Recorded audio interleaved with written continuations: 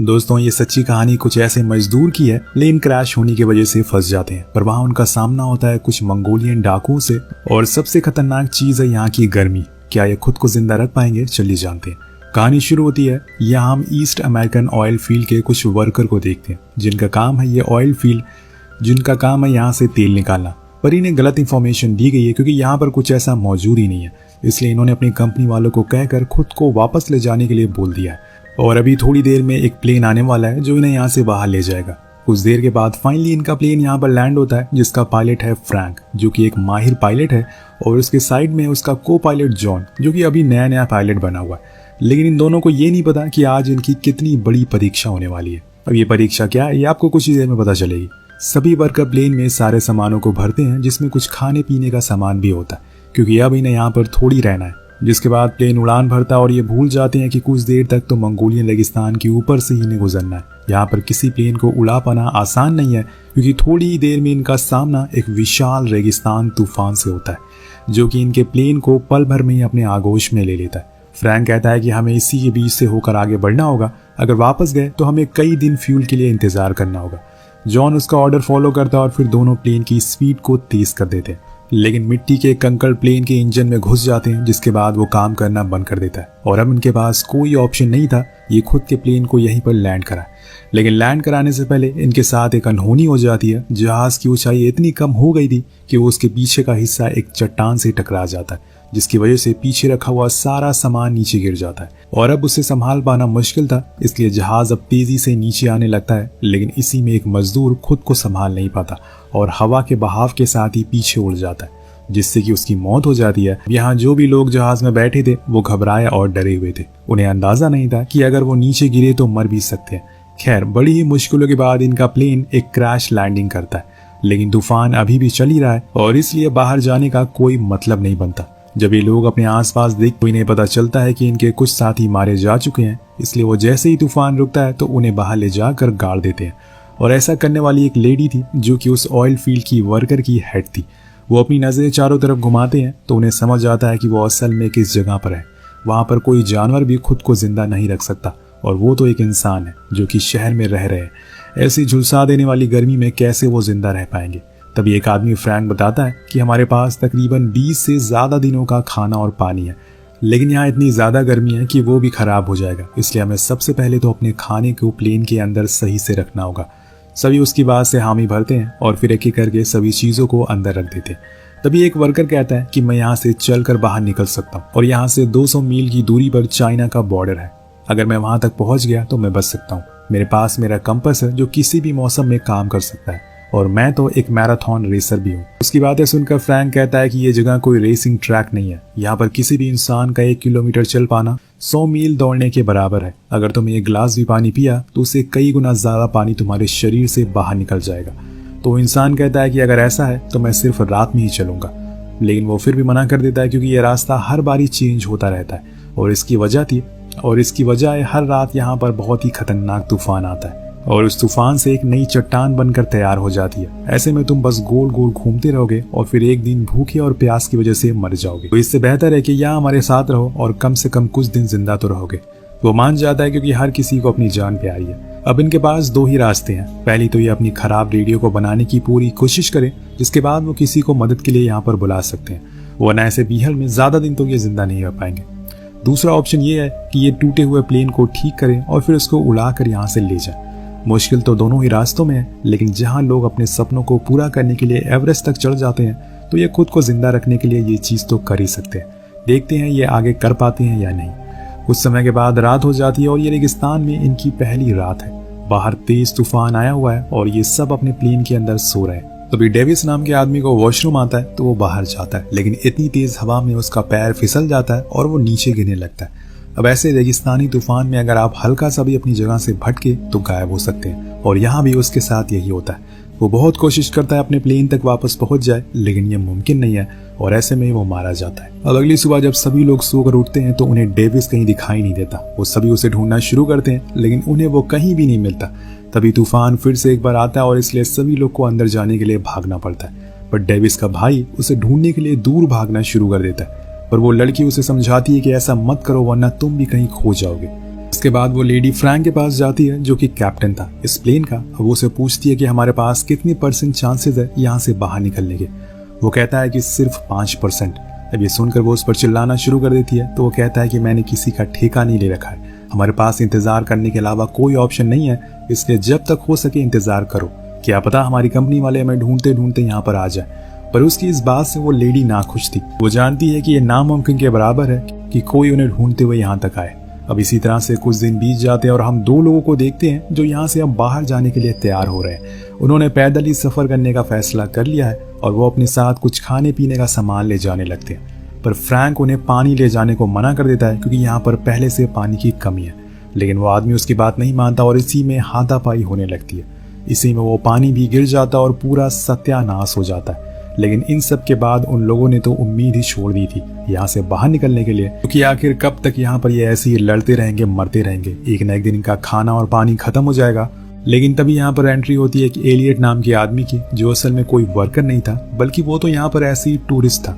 अब वो घर जाने वाला था लेकिन इस हादसे में वो भी बिना वजह फंस गया। वो उन सभी को बताता है कि मैं जब से यहाँ पर फंसा हुआ हूँ तब से मैं इस प्लेन की चीजों को समझ रहा हूँ। वो उन्हें एक आइडिया देता है कि हम इस प्लेन के इंजन की मदद से एक दूसरे प्लेन को बना सकते हैं, लेकिन उसमें थोड़ा समय लगेगा और ऐसे में हम खुद को जिंदा भी रख सकते हैं और यहाँ से बाहर भी निकल सकते हैं। तभी एक आदमी कहता है कि तुम कैसे इस प्लेन को बना सकते हो। वो बताता है कि पहले मैं एक एरोप्लेन डिजाइनर था, मुझे ये पता है। अब सभी लोग यहाँ पर अपनी उम्मीद हार चुके थे, लेकिन जब एलियट उन्हें ये बात बताई तो उन्हें एक रास्ता दिखता है यहाँ से बाहर निकलने का।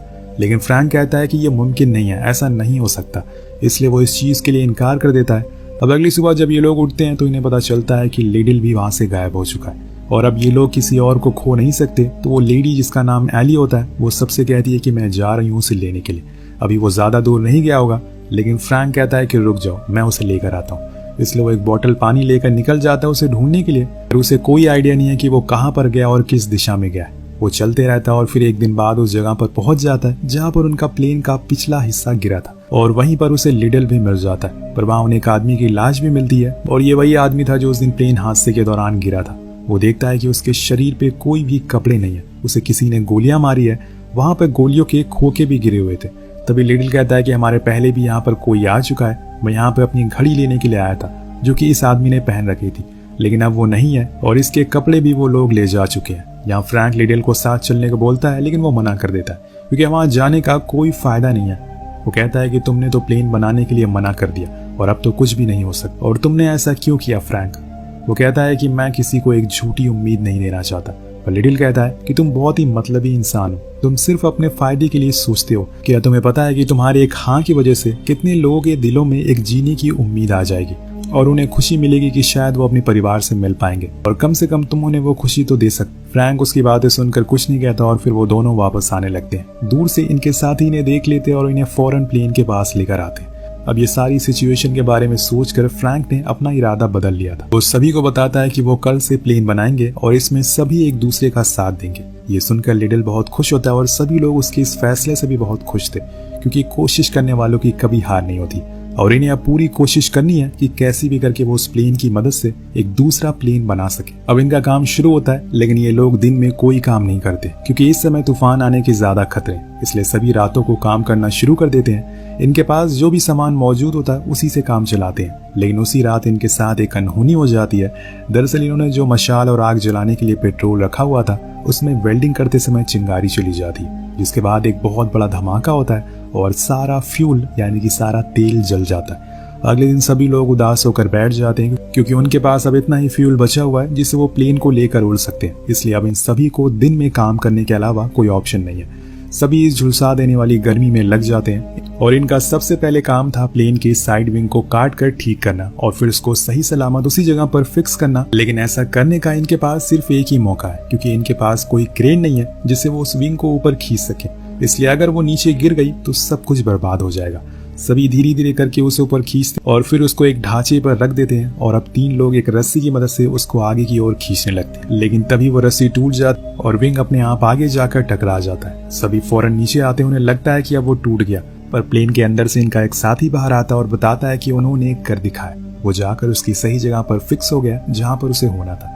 ये उन सभी की पहली सफलता थी और इससे उनके अंदर एक जज्बा जाग जाता है। सभी बहुत खुश हो जाते हैं और धूम धड़ाके से पार्टी करने लगते हैं, पर इनके लिए मानो मुसीबतें कम होने का नाम ही नहीं ले रही थी। उसी रात इनका सामना होता है थंडर स्टॉर्म से और इस तूफान में तेज तेज बिजली भी कड़कना शुरू हो जाती है। ऐसे में सभी लोग अंदर भागना शुरू कर देते हैं, लेकिन एलियट प्लेन के ऊपर ही रहता है। फ्रैंक उसे वहां से हटने को बोलता है, लेकिन वो किसी भी हालत में अपने इस प्लेन से दूर नहीं होना चाहता। उनके लिए ये प्लेन एक ही आखिरी उम्मीद बची है, पर फ्रैंक देखता है कि उसके ऊपर बस बिजली गिरने ही वाली है और इसलिए फौरन वो उसे वहां से हटाता है और उसके हटते ही वहां पर एक बिजली गिरती है। दरअसल दोस्तों, एलियट ही एक ऐसा इंसान है जिसे इस प्लेन के बारे में सारी जानकारी है, इसलिए उसे हर कीमत पर बचाना होगा। अगर उसे कुछ हो गया तो ये प्लेन नहीं बना पाएंगे। इसके बाद ये लोग उस जगह की रेत को भी हटाना शुरू कर देते हैं और अपने रनवे के लिए उस जगह को ठीक करने लगते हैं। पर एलियट देखता है कि आगे जाकर एक बड़ी सी खाई है जो उनके लिए खतरा बन सकती है। खैर, कुछ दिन के बाद एलियट और फ्रैंक के बीच में बहस हो जाती है क्योंकि पानी अब खत्म हो चुका था और एलियट डिमांड करता है कि उसे पानी और चाहिए, जो कि फ्रैंक को पसंद नहीं आता क्योंकि वो ऑर्डर कर रहा था। और इन सब से परेशान होकर एली वॉक के लिए निकल जाती है, पर वहां उसे चट्टान के दूसरी तरफ कुछ ऐसा दिख जाता है जिससे वो बहुत ज्यादा डर जाती है और भागते हुए अपने लोगों को बताती है कि दरअसल उसे कुछ मंगोलियन डाकू दिखे थे जिनका काम होता है कि एक शहर से दूसरे शहर के बीच में हथियारों या फिर गलत चीजों को पहुंचाना। और यहाँ फ्रैंक और उसके साथी कहते हैं कि क्यों ना हम उनसे पानी की मदद मांगे। सभी को लगता है कि शायद वो उसकी मदद कर देंगे और सभी मान भी जाते हैं, पर एलियट मना करता है क्योंकि वो खतरनाक है और वो कुछ भी कर सकते हैं, उनका प्लेन को भी हथिया सकते हैं। लेकिन कोई उसकी बात नहीं सुनता। अब वो लोग जाकर उससे पानी के लिए मदद मांगते हैं। फ्रैंक एक और आदमी पीछे छुपे रहते हैं ताकि कुछ अनहोनी हो तो वो उन्हें मार सके, और कुछ देर बाद होता भी ऐसा ही है। वो लोग इनके एक साथी को मार देते हैं और यहाँ पर फ्रैंक उन दोनों डाकुओं को मार डालता है और अपने घायल साथी को खींचता हुआ बेस तक लाता है, जहाँ पर वो उसका इलाज करने की बहुत कोशिश करते हैं, लेकिन कोई फायदा नहीं होता क्योंकि वो अब दम तोड़ चुका था। एलियट ने इन्हें पहले ही मना किया था कि ऐसा मत करो, लेकिन ये उसकी बात नहीं माने। अब सभी लोग उसे दफना देते हैं, लेकिन अब उन्हें यहाँ पर सिर्फ गर्मी से नहीं बल्कि उन डाकुओं से भी बचकर रहना होगा क्योंकि उनके 2 साथी मारे गए हैं और वो बदला लेने जरूर आएंगे। अब एक दिन जब एली वॉशरूम के लिए थोड़ी दूर पर जाती है तो वहां उसे एक डाकू मिलता है जो कि मर चुका था, और ये असल में वही डाकू था जिन्हें इन लोगों ने गोली मारी थी, पर वो भाग गया था और इसके अंदर अभी भी थोड़ी जान बाकी होती है। एलियट कहता है कि इसे मार दो, लेकिन फ्रैंक मना करता है, पर तभी एलियट उसे गोली चलाकर मार देता है, जिससे फ्रैंक के गुस्से का सबर का बांध टूट जाता है और वो उसे खींचकर एक पंच मारता है। तो एलियट कहता है कि इसने हमारी साथी को मारा है और तुम्हारी वजह से हम यहाँ पर फंसे हुए हैं। तुम एक घटिया पायलट हो और अब से मैं कोई भी काम नहीं करूंगा। वो नाराज होकर अंदर चला जाता है और सब काम बंद हो जाता है। लेकिन एली उसके पास जाती है और उसे समझाती है कि अगर तुम ऐसे ही नाराज बैठे रहो तो हम लोग कभी यहाँ से बाहर निकल नहीं पाएंगे। तुम्हारी हाथों में हमारी आजादी है। हालांकि वो मान जाता है, लेकिन कहता है कि सभी लोग जब तक उससे आकर माफी नहीं मांगेंगे तब तक वो काम शुरू नहीं करेगा, और खासकर फ्रैंक। अब उन सभी को माफी मांगनी पड़ती है जिसमें फ्रैंक भी मौजूद था, क्योंकि सभी लोग एलियट के आगे मजबूर थे। जिसके बाद काम फिर से शुरू हो जाता और यहाँ पर हम उस प्लेन के स्ट्रक्चर को देख पाते हैं जिसकी सारी सीट ऊपर लगी थी और सिर्फ एक परपेंडिकुलर लगा था, और उन्होंने ऐसा इसलिए किया था कि वो हल्का हो सके। लेकिन क्या ये प्लेन उड़ पाएगा या फिर नहीं? अब जब ये लोग काम कर रहे होते हैं तो उन्हें दूर 2 गुंडे दिखाई देते हैं जो इन्हें ही देख रहे थे, लेकिन इनके पास नहीं आते क्योंकि उन्हें पता था कि इन लोगों के पास बंदूक है, और उन्हें ये भी पता था कि इन लोगों के पास खाने पीने की कमी है, इसलिए जैसे ही वो खत्म होगी वो उन्हें पकड़ लेंगे, और इसीलिए वो डाकू अभी के लिए चले जाते हैं। इसके बाद ये लोग अपना काम फिर से शुरू कर देते हैं और कुछ दिन बाद इनका प्लेन बनकर तैयार हो जाता है। उसे देखकर सभी लोग बहुत ज्यादा खुश होते हैं और बस बाकी था तो इसे उड़ाना, जो कि बनाने से ज्यादा मुश्किल काम था। लेकिन अगले दिन फ्रैंक के हाथ में एक बुक लग जाती है जो कि एलियट की थी, और वो उसी में से देखकर प्लेन को बना रहा था। दरअसल ये बुक टॉय प्लेन को मैन्युफैक्चर करने की टेक्निक को बताती थी, ना कि बड़े और रियल प्लेन को बनाने की। और जब इस बात की खबर फ्रैंक को लगती है तो वो उसे बहुत उल्टा सीधा बोलता है और कहता है कि तुमने हमें धोखा दिया, हम कोई खिलौने का प्लेन नहीं बना रहे, ये हमारी जिंदगी का सवाल है। लेकिन उससे भी ज्यादा गुस्से में एक और आदमी होता है जो एलियट के ऊपर बंदूक को तान देता है और कहता है कि तुम हमें पिछले 1 महीने से बेवकूफ बना रहे हो। एलियट कहता है कि मेरा यकीन करो, ये प्लेन उड़ेगा, मैं तुमसे वादा करता हूँ। लेकिन उसकी बात पर किसी को यकीन नहीं था। अब यहाँ एलियट की जान जाने ही वाली होती है, लेकिन फ्रैंक एक लीडर की तरह उसकी जान बचा लेता है। लेकिन तभी वहां पर तूफान आ जाता है। हम देखते हैं कि वो प्लेन हिलना डुलना शुरू हो जाता है। वो बस उड़ने के लिए तैयार ही था, जिसे देखकर एलियट कहता है कि मैंने कहा था ना कि वो उड़ेगा, और ये कहते हुए उसकी आंखों में आंसू आ जाते हैं। अब ये तूफान बहुत तेज था, इसलिए सभी लोगों को अंदर जाना पड़ता है। लेकिन जब वो बाहर निकलते हैं तो उनका प्लेन रेत के अंदर समा गया था। उसे देखकर सभी मायूस हो जाते हैं क्योंकि अब वो शायद स्टार्ट ही ना हो पाए, और वो इतना भारी प्लेन है कि वो उसे निकाल भी नहीं पाएंगे। लेकिन यहाँ फ्रैंक कहता है कि हमने इतने दिनों तक एक दूसरे का साथ काम किया और कई बार हमारे बीच में लड़ाइयाँ भी हुई है, लेकिन हम फिर भी साथ मिलकर काम करते रहे और आज हमने वो कर दिखाया जो किसी ने सोचा भी नहीं होगा। हमने एक बड़े प्लेन से एक छोटा प्लेन को बनाया, अब हम इसी प्लेन से यहाँ से बाहर निकलेंगे। हम सबको फिर से एक बार साथ होना होगा। उसकी बातें सुनकर सभी के अंदर जोश जाग जाता है और सभी साथ मिलकर उस प्लेन को रेत से खींचना शुरू कर देते हैं। फिर उसे लाकर रनवे पर खड़ा कर देते हैं और सभी ऊपर की ओर जाकर बैठ जाते हैं। दरअसल इनके प्लेन में कोई सीट नहीं थी क्योंकि उससे वजन ज्यादा हो जाता और इसीलिए सभी लोगों को विंग को पकड़कर उड़ना होगा। अब फाइनली वो पल आ जाता है जिसका इन्होंने कई महीनों से इंतजार किया था। वो प्लेन को स्टार्ट करते हैं लेकिन वो बार बार रुक रहा था और इतने में हम देखते हैं कि इंजन की आवाज सुनकर वो गुंडे, वो डाकू भी इनकी तरफ आना शुरू हो जाते हैं और उनकी तादाद इस बार कई गुना ज्यादा है, इसलिए उनका सामना ये कर नहीं पाएंगे। इन्हें कैसे भी करके इसे शुरू करना होगा और यहाँ से उड़ना होगा। लेकिन प्लेन बार बार रुक रहा था, लेकिन फ्रैंक कोशिश नहीं छोड़ता। वो बार बार ट्राई करता है और आखिर में इंजन स्टार्ट हो जाता है। वो उस प्लेन को टेक ऑफ करने के लिए रेडी करता है, लेकिन उसके पीछे वो गुंडे अपने घोड़े से तेजी से इनकी तरफ बढ़ रहे थे।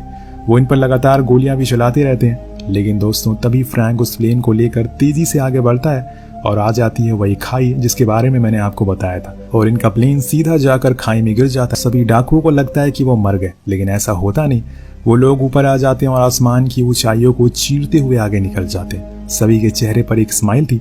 सभी लोगों ने एक इतिहास रच दिया था, वो कर दिखाया था जो किसी ने सोचा नहीं होगा और फाइनली इनकी मेहनत की वजह से इन सभी की जान बच जाती है। इस कहानी से यही सीख मिलती है कि इंसान अगर कोशिश करे तो कुछ भी कर सकता है, कोई भी परेशानी का हल ढूंढ सकता है। बस वो काम करने के लिए उसके अंदर जज्बा और हुनर होना चाहिए। जब तक आपकी सांसें चल रही है कोशिश करते रहिए, क्योंकि सफलता आपकी राह देख रही है। कुछ दिन बाद हम सभी को उनकी फैमिली के साथ देखते हैं और सभी सही सलामत जिंदा थे।